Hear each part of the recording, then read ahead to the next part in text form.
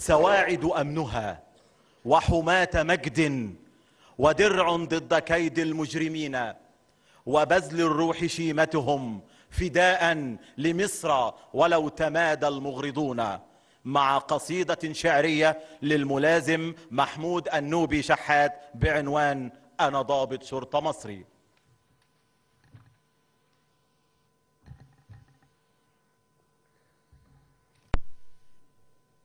اكتبي يا مصر من النهارده اسمنا جوا تاريخك واعلنينا. اكتبي يا مصر من النهارده بداية الشرطة الجديدة. يا مصر امحي المساوئ من تاريخك، احذفيها. يا مصر حطي اسمنا تحت اسمك واحفرينا خارجين وحالفين القسم.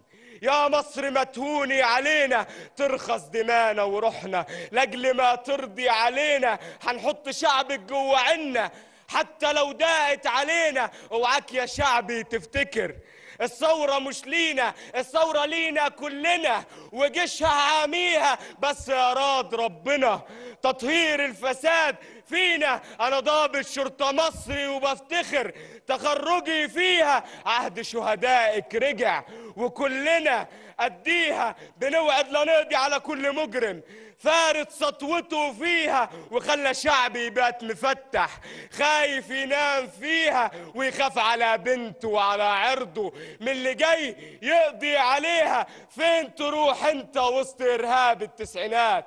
انتظرنا يا بلطجي، من الساعة دي دورنا بدأ نجيب حق اللي اشتكى ونقدموه ليها، ونقضي على الفوضى ونعدي بالثورة لبر الأمان فيها. حتى لو كان التمن روحنا تهون ليها. يا جيشنا ارمي العبء لينا، عبئك انت مشكلة، احنا قد العبء كله وانت برضه، والتاريخ بيقول كده. تفتكري ممكن نخذلك؟